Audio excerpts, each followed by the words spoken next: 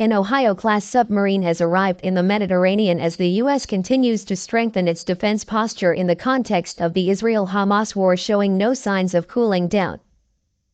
On November 5, the Ohio-class submarine arrived in the area of responsibility of the U.S. Central Command, CENTCOM. CENTCOM announced on social network X. CENTCOM posted a photo it said was of a submarine passing through the Suez Canal. The Suez Canal passes through Egypt, borders Israel, and connects the Mediterranean with the Red Sea. Israel's Inet news agency reported that the new submarine deployed in the area is the largest of the 14 ballistic missile submarines controlled by the U.S. Navy and equipped with ballistic missiles. According to CNN, the U.S. military rarely announces the movements or activities of its submarine fleet carrying ballistic missiles or cruise missiles. Instead, nuclear-powered ships operate in near secrecy.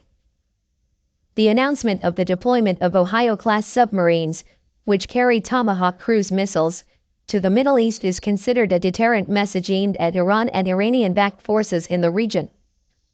Each Tomahawk missile, also known as a war messenger, can carry a warhead containing more than 450 kilograms of explosives.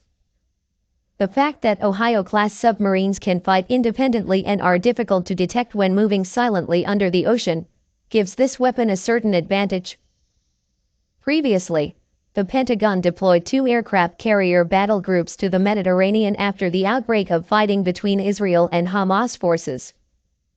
The Pentagon also confirmed that the U.S. has prepared about 2,000 soldiers to always be in a high state of readiness, waiting for orders to deploy to mission areas in case of need. The United States on October 21 announced the deployment of additional missile defense systems to the Middle East, including the Terminal High Altitude Area Defense System, THAAD, and Patriot Air Defense Battalions, to protect U.S. forces in the Middle East area. Defense Department spokesman Pat Ryder said the U.S. will send an additional 300 soldiers to the Central Command area of operations, including the Middle East and parts of Africa, following the current conflict between Israel and Hamas.